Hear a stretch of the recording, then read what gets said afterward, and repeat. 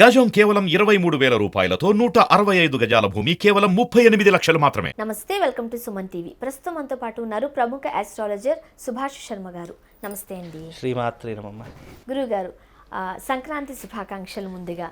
ధన్యవాదాలమ్మా. సంక్రాంతి విశిష్టత గురించి ఒకసారి తెలియజేస్తారా? తప్పకుండా తెలియజేస్తానమ్మా. సంక్రాంతి అనేటటువంటిది మన యొక్క సనాతన ధర్మంలో ఈ జనవరి మాసంలో మొట్టమొదటిగా చేసుకునేటటువంటి పండగ. ఈ సంక్రాంతి పండగ వెనక సౌరమానం పద్ధతి ప్రకారంగా మనం చూసుకుంటే గనక సూర్యుడు మేషరాశిలోకి అడుగుపెట్టేటటువంటి విధానాన్నే సంక్రాంతి అని అంటాము. మళ్ళీ ఆ సంక్రాంతి మేషరాశి నుంచే మనకు ప్రతి ఒక్క ద్వాదశ రాశులు అనేటువంటి ప్రారంభమవుతాయి. మేషరాశిలో నుంచి ప్రవేశించినటువంటి ఆ సూర్యభగవానుడు మళ్ళీ మేషరాశిలోకి రావాలి అంటే దాదాపు 12 నెలల సమయం పడుతుంది. కనుక ఈ సంక్రాంతి అనేటటువంటిది ఈ ఉత్తరాయణ పుణ్యకాలంలోకి మనము అడుగు పెట్టడం జరుగుతుంది. ఈ ఉత్తరాయణ పుణ్యకాలం అనేటటువంటిది దేవతా క్రతువులు ఆచరణ చేసుకోవడానికి, దేవతా విధులను మనం చేసుకోవడానికి, అలాగే ఎన్నో రకాలైనటువంటి కర్మలను తొలగించుకోవడానికి ఈ సంక్రాంతి అనేటటువంటిది ఉపయోగపడుతుంది. ఎందుకంటే మన గ్రహ ప్లానెటరీ పొజిషన్లో గనక ఏ ఒక్క గ్రహం మారినా కానీ దాని యొక్క ఇంపాక్ట్ అనేటటువంటి, దాని యొక్క ఫలితాలు అనేటటువంటి ప్రతి ఒక్క గ్రహం మీద దాని యొక్క ప్రభావితం అనేటటువంటి చూపిస్తూ ఉంటుంది. అందుకే సూర్యుడు ఎప్పుడైతే ఈ యొక్క మేషరాశిలో అడుగు పెడతాడో ఆ అడుగు పెట్టినటువంటి సమయం నుండి ద్వాదశ రాశుల యొక్క ఫలితాలన్నీ కూడా మార్పు చెందుతాయి. అలాగే మనం రోజు ఉదయం లేవగానే చూస్తాము, సన్ని చూస్తూ ఉంటాము. ఆ సూర్యుడు ఈ ప్రపంచమంతటికి కూడా వెలిగిచ్చేటటువంటి ఒక అద్భుతమైనటువంటి తేజస్సు కలిగినటువంటి వాడు. అయితే దీనికి మకర సంక్రాంతి అని కూడా పిలుస్తూ ఉంటాము. అసలు సంక్రాంతికి ఈ మకర అనేటటువంటి దానికి వ్యత్యాసం ఏంటి అంటే, మకర రాశికి అధిపతి అయినటువంటి వాడు శని భగవానుడు. శని భగవానుడు ఎవరు అనంటే సూర్యుడి యొక్క కుమారుడు, అంటే సూర్యుడి యొక్క కొడుకే శని భగవానుడు. అలా ఒకానొక సమయంలో దీనికి చిన్న కథ కూడా ఉంది, 2 నిమిషాల్లో చెప్పేస్తాను. అయితే సూర్యభగవాను అనేటటువంటి వాడు శనీశ్వరుడి యొక్క ఇంటికి భోజనానికి వెళతాడు. వెళ్ళినటువంటి సమయం ఇప్పుడు ఈ సంక్రాంతి రోజు సమయము. అయితే ఈ వెళ్ళేటటువంటి సమయంలో శని భగవానుడు తన ఇంట్లో ఉన్నటువంటి పదార్థాలు, నువ్వులతో చేసినటువంటి పదార్థాలను తన తండ్రికి భోజనం కిందికి పెడుతూ ఉంటాడు. ఆ తండ్రి చాలా ఆనందభరితుడు అవుతాడు. అప్పుడు ఆ శని భగవానుడికి వరం ఇస్తాడు. ఎవరైతే ఈ సంక్రాంతి రోజున నీ యొక్క నువ్వులతో చేసినటువంటి పదార్థాలను ఎవరైతే దానం చేసినా, భుజించినా నీ యొక్క ప్రభావం అనేటటువంటిది ఆ వ్యక్తి మీద తగ్గుముఖం పడుతుంది అనేటటువంటి వరాన్ని ఇచ్చాడు. అందుకే ఏలినాటి శని ప్రభావమున్నా, అర్ధాష్టమ శని ప్రభావమున్నా, చతుర్థ స్థాన శని ప్రభావమున్నా వీటన్నిటినీ కూడా తగ్గుముఖం పట్టించే ఉండేటటువంటి సమయము ఈ మకర సంక్రాంతి అనేటటువంటి సమయం.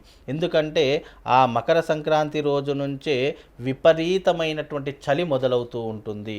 ఆ చలి అనేటటువంటిది మనిషి యొక్క నరాలను ఇక్కడ ఉక్కిరి బిక్కిరి చేస్తుంది. అంత విపరీతంగా చలి ఉంటుంది. అందుకే సంక్రాంతి అయిన మరుక్షణము తెల్లవారితే భోగి చేసుకుంటాము. అలాగే ఆ భోగి పండుగ రోజున మనము మన ఇంట్లో ఉన్నటువంటి పాత వస్తువులన్నింటినీ తీసి భోగి మంటలు వేసుకుంటూ ఉంటాము, వెచ్చదనాన్ని చూస్తూ ఉంటాము. అలాగే ఆ భోగి రోజున ఎంతోమంది ఎన్నో రకాలైనటువంటి క్రతువులు ఆచరిస్తూ ఉంటారు. సంక్రాంతికి ఎంత ప్రాధాన్యత ఉందో అలాగే భోగికి కూడా అదే రకమైనటువంటి ప్రాధాన్యత ఏర్పడుతూ ఉంటుంది. కనుక ఈ విధమైనటువంటి అలవాట్లు అంటే 14 నాడు భోగి చేసుకొని తెల్లవారితే మకర సంక్రాంతి చేసుకుంటూ ఉంటాం. భోగి తర్వాత సంక్రాంతి వస్తుంది. అయితే ఆ తాపాన్ని తట్టుకోవడానికి మనం వంటలు వేసుకుంటూ ఉంటాము. తెల్లవారితే ఇంటి దగ్గర ముగ్గులు వేస్తూ ఉంటాము, గొబ్బెమ్మలు పెడుతూ ఉంటాము. ఎంతోమంది ఆనందంగా ఈ పండుగ వాతావరణం జరుపుకుంటూ ఉంటారు. అయితే ఆ రోజున సంక్రాంతి సోమవారం రావడం కారణం చేత ఆ రోజున శతభిష నక్షత్రయుక్తంగా మనకు సంక్రాంతి వస్తుంది. ఈ సంక్రాంతి రోజున కీడు దినాలు అని కూడా అంటూ ఉంటారు. చాలా మంది వింటూ ఉంటాం. అది పండగ కదా యాక్చువల్ గా. అవును, పెద్ద పండగ తెలుగు వారికి కీడు దినాలు అంటూ ఉంటారు. ఎందుకలా? ఎందుకు అని అంటే గనక సంక్రాంతి పురుషుడు అనేటటువంటి వాడు వచ్చేటటువంటి వాహనము కుక్క వాహనము.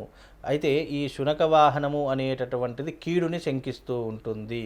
ఈ రకమైనటువంటి వాహనం మీద రావడం చేత కొన్ని జాతకులకు ఏ నక్షత్రంలోనైతే సంక్రాంతి పురుషుడు భూమి మీదకి వస్తాడో ఆ సమయంలో ఆ నక్షత్రం వారికి, ఆ రాశుల వారికి కొన్ని రకాలైనటువంటి ఇబ్బందులు జరిగే అవకాశాలు ఉంటాయి.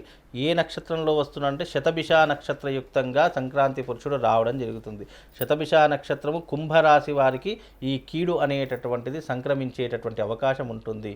కనుక ఈ శతభిష నక్షత్రం ఉన్నటువంటి వారు, కుంభరాశి ఉన్నటువంటి వారు తప్పకుండా వైశ్రవణ తంత్ర కుబేర యాగం చేసుకోవాలి అని సంక్రాంతి రోజున మనం నిర్ణయం చేయడం జరిగింది. అంటే ఈ సంక్రాంతి రోజున ఎవరైతే ఈ యొక్క కుంభరాశి వారు, శతభిష నక్షత్రం వారు ఉన్నారో వాళ్ళు తప్పకుండా వాళ్ళ జీవిత కాలంలో ఒకసారైనా వైశ్రవణ తంత్ర కుబేర యాగం చేసుకుంటే ఇలాంటి నెగిటివ్ ఇంపాక్ట్ నుండి బయటపడేటటువంటి అవకాశాలు చాలా మట్టుకు కనిపిస్తాయి. ముఖ్యంగా ఏ రోజుల్లో చేయించుకుంటే మంచిది?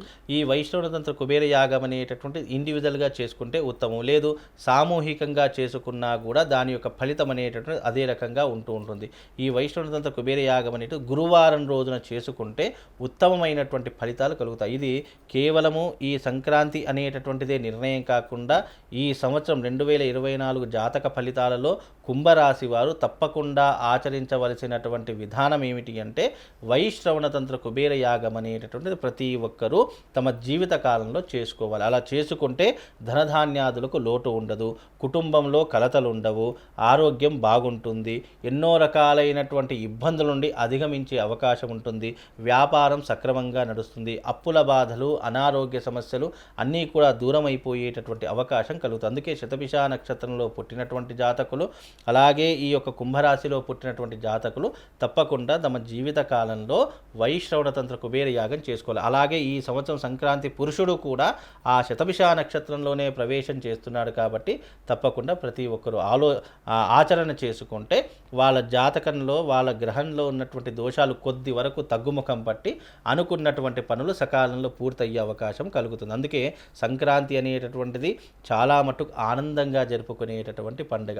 చిన్నప్పుడు సంక్రాంతి వచ్చిందంటే అమ్మమ్మ వాళ్ళ ఇంటికో, నానమ్మ వాళ్ళ ఇంటికో, తాతయ్య వాళ్ళ ఇంటికో వెళ్ళి ఏం చక్కగా ఆనందంగా పండుగలు జరుపుకునేటటువంటి కొత్త బట్టలు అంటే సంక్రాంతి. అంటే ఇంకోటి ఏంటంటే మన తెలంగాణ వైపు ఏమో సంక్రాంతి పుష్యమాసం వచ్చింది కాబట్టి పుష్యమాసం వస్తే పూస కూడా కుచ్చకూడదు అని చెప్పేసి ఒక శాస్త్రం చెప్తూ ఉంటారు. అంటే శుభకార్యాలు చేయకూడదు అని చెప్తూ ఉంటారు. కానీ ఇదే సంక్రాంతి ఆంధ్ర వైపు వెళితే గనక ఇది ఒక మహత్తరమైనటువంటి పండగగా జరుపుకుంటారు. మంచి రోజులు అని చెప్పుకుంటూ అదే రోజున చక్కగా కొత్త పనులు ప్రారంభం మనకు దీపావళి, దసరా ఇలా ఎలాగైతే పెద్ద పెద్ద పండుగలు ఉన్నాయో అలా ఆంధ్ర వాళ్లకు ఈ సంక్రాంతి అనేది చాలా గొప్ప పండగ. ఈ పండగ వచ్చింది, సంక్రాంతి వచ్చిందంటే ఏం చక్కగా శుభకార్యాలు చేస్తూ ఉంటారు, పెళ్ళిళ్ళు చేస్తూ ఉంటారు, గృహప్రవేశాలు చేస్తూ ఉంటారు, చక్కగా గంగిరెద్దుల కోలాటాలు, హరిదాసుల కీర్తనలు, ముగ్గులు, గొబ్బెమ్మలు, ఎన్నో రకాలైనటువంటి విధి విధానాలు. ఏం చక్క ఆంధ్ర సంక్రాంతి పండగ చూడాలి అంటే గనక ఆంధ్ర వైపు వెళ్ళాలమ్మా. నిజంగా చెప్తున్నాను, ఆంధ్రాలో అదొక కోలాటము, ఎన్నో రకాలైనటువంటి కోడి పందాలు ఉంటాయి, ఎంతో రకాలైనటువంటి వైశిష్టాలు ఆంధ్రాలో నెలకొ. అంటే సంక్రాంతి అనేటటువంటిది పండగ వాతావరణం అంటే ఆంధ్రాకు పెట్టింది పేరు కనుక ఆ రోజున ఏం చక్క అందరూ ఆనందంగా జరుపుకునేటటువంటిది, ఒక కోలాహలంగా జరుపుకునేటటువంటి పండుగ సంక్రాంతి పండుగమ్మ. ముఖ్యంగా ఆ రోజు చేయాల్సిన పూజలు ఏంటండి? ముఖ్యంగా సంక్రాంతి రోజు ఉత్తరాయణ పుణ్యకాలం ప్రారంభమవుతుంది కాబట్టి వెంకటేశ్వర స్వామిని ఆరాధించడము, అలాగే శ్రీనివాసుడి యొక్క కళ్యాణాన్ని ఆచరిస్తూ ఉంటారు. ఎంతోమంది స్త్రీలు నోములు, వ్రతాలు, పూజలు చేసుకుంటూ ఉంటారు. చాలామందికి నోములు ఇస్తూ ఉంటారు, పసుబొట్టు ఇస్తూ ఉంటారు, ఎన్నో రకాలైన వస్తువులు ఇస్తూ ఉంటారు. తద్వారా ఏంటంటే స్త్రీలకు సౌభాగ్యం కలుగుతుంది. నువ్వులు, బెల్లము పంచడం ద్వారా ఈ శనికి సంబంధించిన దోషాలు కొన్ని రకాలుగా తగ్గుముఖం పట్టేటటువంటి అవకాశం ఈ సంక్రాంతి రోజునే కలుగుతుంది. కాబట్టి సంక్రాంతి పండగ అనేటటువంటిది సనాతన ధర్మంలో వైశిష్టం కలిగినటువంటి పండగ, అందరూ ఆనందంగా జరుపుకునేటటువంటి పండగమ్మ. గురుగారు, సంక్రాంతి విశిష్టత అలానే కీడు దినాలలో ఏ నక్షత్రం గలవారు జాగ్రత్తగా ఉండాలి, పాటించాల్సిన నియమ నిబంధనలు తెలియజేశారు. ధన్యవాదాలు. శ్రీమాత్రే.